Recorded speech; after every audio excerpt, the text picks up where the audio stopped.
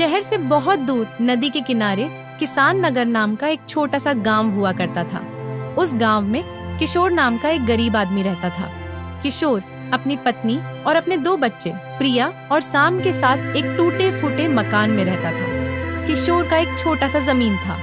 वह उस जमीन पर सब्जियों की खेती करके बाजार में बेचा करता था। लेकिन किशोर की इस बार की खेती बारिश और तूफान दोनों ने नष्ट कर दिया था और इसी वजह से किशोर की इस बार का व्यापार बंद हो गया।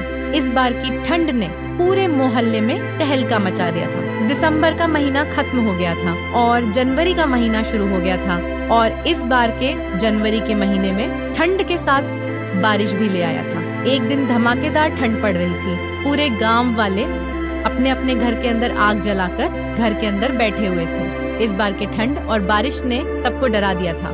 सब लोग डरे हुए थे किशोर के घर।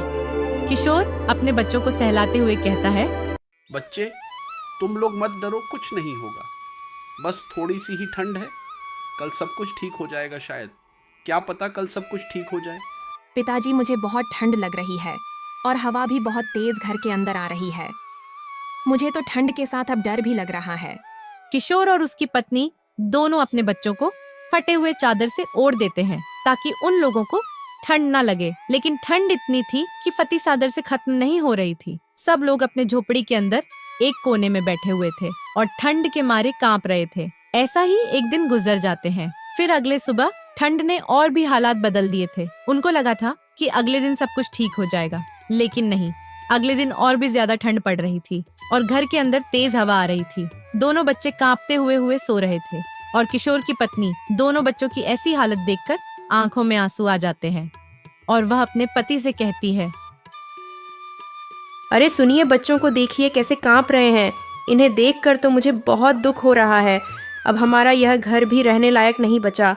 इस बार की ठंड और हवा ने हमारे घर की हालत और भी बिगाड़ दिया। हम अगर ऐसे ही बैठे रहे कि सब ठीक हो जाएगा तो हमारा जीना भी मुश्किल हो जाएगा। अरे भाग्यवान, तुम चिंता मत करो, मैं कुछ ना कुछ कर लूँगा। मैं हार नहीं मानूंगा। तुम बिल्कुल चिंता मत करो, मैं अपने बच्चों को ऐसे तड़पते हुए नहीं देख सकता। फिर किशोर ने घर पर रखे हुए कुछ फटे हुए चादर को अपने घर के छत पर लगाने की कोशिश की ताकि घर के अंदर हवा ना आ सके। लेकिन हवा और ठंड ने उसके सारी मेहनत पर पानी फेर दिया और वह छत के नीचे गिर जाता है। घर में खाने के लिए कुछ भी नहीं था और दोनों बच्चे भूख से तड़प रहे थे। वह दोनों भूख से सो ही नहीं पा रहे थे। तभी एक बच्चा अपनी माँ से कहता है, माँ, मुझे इतनी जोर से भूख लगी है कि मैं अब बैठ भी नहीं सकती।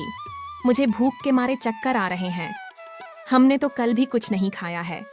पापा ने कहा था कि हमारे लिए खाने के लिए कुछ ले आएंगे, लेकिन उन्होंने कुछ भी नहीं लाया और भूख के साथ साथ अब ठंड भी बहुत लग रही है। बच्चों, तुम लोग चिंता मत करो। पिताजी बाजार गए हैं, आते समय खाना लेकर आएंगे। तुम लोग तब खा लेना। तुम लोगों को ठंड लग रही है तो रुको, मैं अभी और एक कंबल लेकर आती हूँ। हे उसके बाद राधा और एक फटा हुआ चादर लाकर दोनों को ओढ़ती है ताकि उन लोगों को ज्यादा ठंड ना लगे। उसके बाद किशोर कुछ लकड़ियाँ और खाने के लिए कुछ चीजें लाने के लिए जाता है।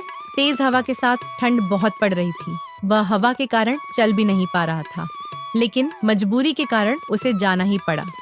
अगर वह नहीं जाएगा तो उसके बच्चे घर में भूख से तड़पते रहेंगे।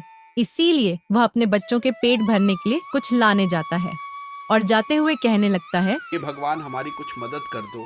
हमारे घर में खाने के लिए कुछ भी नहीं है। मेरे दोनों बच्चे भूख से तड़प रहे हैं। आप ही कुछ मदद कर दीजिए, कोई रास्ता निकाल दीजिए ताकि मैं दोनों बच्चों के पेट भर सकूं। ठंड के साथ साथ अब तेज हवा चल रही है। ऐसे वक्त पर मुझे कौन काम देगा और कोई मुझे मुफ्त में खाना भी नहीं देगा।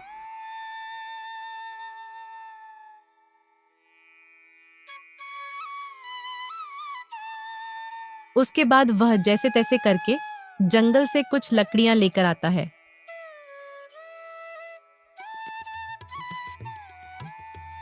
और सोचने लगता है, और कोई मुझे मुफ्त में खाना भी नहीं देगा। मैं सेठ के वहाँ जाता हूँ और उन्हीं से ही कुछ मदद मांगता हूँ। शायद वही मेरी कुछ मदद कर दे और मेरे बच्चों के पेट भरने के लिए कुछ दे दे। उसके बाद वह सेठ के वहाँ जाता है। वह ठंड के मारे चल नहीं पा रहा था, लेकिन वह जैसे तैसे करके सेठ के घर पहुंच जाता है और किशोर ठंड के मारे कांप रहा था। और किशोर कांपते हुए सेठ से कहता है, सेठ जी मेरी मदद कर दीजिए, मेरे बच्चे घर पर भूख से तड़प रहे हैं, मुझे कुछ खाने के लिए अनाज दे दीजिए ताकि मैं अपने बच्चों का पेट भर सकूं। तभी सेठ किशोर को बेइज्जत करके कहता है, तुम लोग गरीबों की हालात कभी भी ठीक नहीं होती। अगर खाने के लिए कुछ नहीं हो तो भीख मांगने के लिए आ जाते हैं। तुम लोगों को शर्म नहीं आती भीख मांगते हुए। मैं तुझे खाने के लिए फ्री में कुछ नहीं दे सकता। जब तू काम पर आएगा तब ले जाना। अब यहाँ से जा, मेरे पास कुछ नहीं है। अगर होगा तो भी मैं नहीं दे सकता। सेठ की बात सुनकर किशोर अंदर ही अंदर रो रहा था। वह सेठ के सामने कुछ नहीं कह पाता और सेठ के वहां से चुपचाप चला जाता है। तेज बारिश और ठंड ने उसे बीमार बना दिया था और वह जाते हुए कहता है, सेठ तो एक नंबर का हरामी इंसान है, उसे सिर्फ गरीबों की बेइज्जत करना आता है। अगर वह कुछ मेरी मदद कर देता तो वह मर तो नहीं जाता। इस दुनिया में कैसे लोग हैं, गरीबों की हालत देखकर भी उन्हें तरस नहीं आता।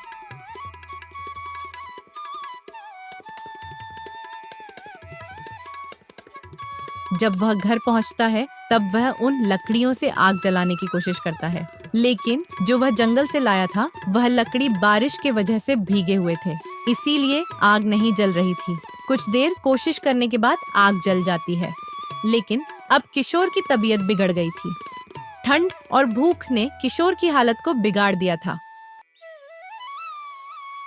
हे भगवान, आपकी तबीयत तो बहुत बिगड़ गई है। ये सब ठंड और भूख की वजह से हो रही है। आप जल्दी से इस आग के पास बैठ जाइए, नहीं तो आपकी तबीयत और भी बिगड़ जाएगी।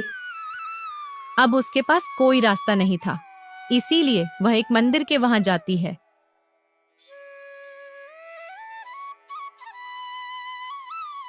तभी उसे मंदिर में एक बाबा बैठे हुए थे। वह बाबा किशोर की पत्नी को देखकर कहते हैं, अरे बेटा, तुम इतनी ठंड में यहाँ पर क्या कर रहे हो?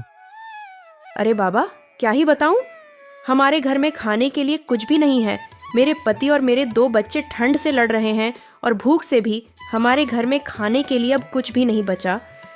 मेरे दोनों बच्चे ही भूखे हैं और ठंड की वजह से मेरे पति की हालत खराब है। राधा की ऐसी हालत देखकर बाबा उसकी थोड़ी मदद करते हैं और उसे खाने के लिए कुछ दे देते हैं। उसके बाद राधा खाना लेकर अपने घर चली जाती है।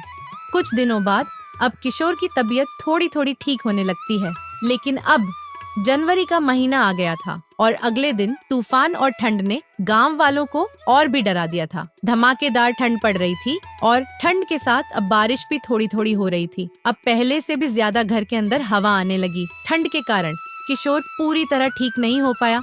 राधा ने जैसे तैसे करके घर के टूटे हुए जगह पर चादर बिछा दिया ताकि घर के अंदर हवा ना आ सके। इस ठंड से किशोर की पत्नी बहुत डर जाती है और कहती है,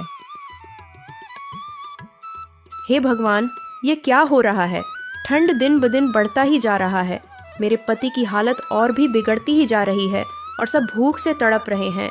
हे भगवान, अब मैं क्या करूं, कहाँ जाऊं, किससे मदद लूं? अब हमारी कोई मदद भी नहीं करेगा। हे भगवान, आप ही हमें कोई रास्ता दिखाइए। हम गरीबों की मदद कीजिए। अगले दिन सुबह, मेरे बच्चों, तुम लोग अपना और अपने पिता का ख्याल रखना और इस ठंड से बिल्कुल भी मत देरना। मैंने आग जलाकर रख दी है। तुम दोनों वहीं पर ही बाबा के साथ बैठे रहना। मैं थोड़ी देर में आ जाऊंगी। अब तुम दोनों जाओ, आग के पास बैठो। बाहर बहुत ठंड है, नहीं तो तुम दोनों भी बीमार पड़ जाओगे। उसके बाद राधा घर के बाहर चली जाती है। ठंड और हवा इतनी तेज थी कि चलना भी अब मुश्किल हो रहा था। ठंड के मारे किशोर की पत्नी कांप रही थी, लेकिन मजबूरी में उसे यह सब करना पड़ रहा था। ठंड भी सहन करना पड़ रहा था। अगर वह काम पर नहीं जाएगी तो वह सब लोग भूखे ही मर जाएंगे।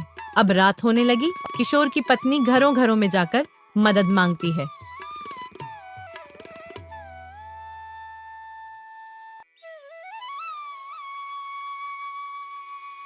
अरे कोई तो मेरी मदद करो, घर में मेरे पति और मेरे बच्चे भूखे पड़े हुए हैं। कोई तो बाहर आकर मेरी मदद करो। लेकिन कोई भी किशोर की पत्नी की मदद नहीं करती। वह बहुत ही रोती है। कि अब उसके बच्चे क्या खाएंगे। ऐसा सोचकर वह रास्ते के किनारे बैठ जाती है और सोचने लगती है, हे भगवान, आज मेरी मदद कोई नहीं कर रहा। इस दुनिया में भला इंसान नहीं रहा, सब लोग मतलबी इंसान हैं। अब मैं क्या करूं? घर में खाने के लिए कुछ नहीं है, पति भी बहुत बीमार है। मैं मेरे परिवार को ऐसे तड़पते हुए नहीं देख सकती। वह ऐसा सोच ही रही थी, तभी वहां से एक गाड़ी जाती है और गाड़ी में बैठे हुए लोगों ने रास्ते के किनारे कुछ कचरा फेंक कर चले गए। तभी वह उस कचरे के पास जाती है और वह उस कचरे को खोल कर देखती है। तब उसे कचरे के अंदर कुछ खाए हुए पराठे मिलते हैं। राधा उन खाए हुए पराठे को देखकर सोचती है, हे भगवान, कैसे दिन आ गए हैं। अब फेंके हुए खाना भी खाना पड़ रहा है। अगर मैं आज इसे नहीं ले गई तो मेरे बच्चे और पति भूख से मर जाएंगे। मैं आज यही ले जाती हूँ, इससे हमारा पेट तो भर जाएगा।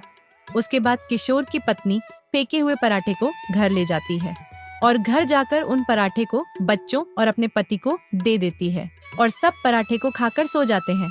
अगले दिन सुबह किशोर की पत्नी अपने बच्चों को और अपने पति को घर छोड़कर मंदिर की ओर चली जाती है और राधा गिड़गिड़ाते हुए रोते हुए पंडित जी से कहती है, अरे बाबा, मेरी मदद कीजिए। मैं कुछ फूल बेचकर पैसे कमाना चाहती हूँ। मेरे घर में सब लोग भूखे पड़े हुए हैं। हमारे घर की हालत बहुत खराब है। क्या मैं इस मंदिर के बाहर बैठकर फूल बेच सकती हूँ? हाँ ठीक है बेटी, तुम यहाँ फूल बेच सकती हो। तुम जितने दिन चाहे यहाँ पर फूल बेच सकती हो। मैं तुम्हें मना नहीं करूँगा। मैं तुम्हारी हालत समझ सकता हूँ। एक दिन मेरा भी परिवार ऐसे ही हालत में था, इसीलिए मैं तुम्हारी हालत समझ सकता हूँ। तुम जितना चाहो यहाँ पर फूल बेच सकती हो, मुझे कोई ऐतराज नहीं है। तुम सिर्फ अपना परिवार का अच्छे से ख्याल रखना। भगवान तुम्हें जरूर देखना एक दिन सफल बनाएंगे। इसके बाद अगले दिन किशोर की पत्नी फूल बेचने के लिए मंदिर के बाहर बैठ जाती है।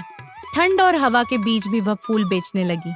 इतने ठंड में भी उसने हिम्मत नहीं हारी और देखते ही देखते उसके पास भीड़ जमा हो जाती है।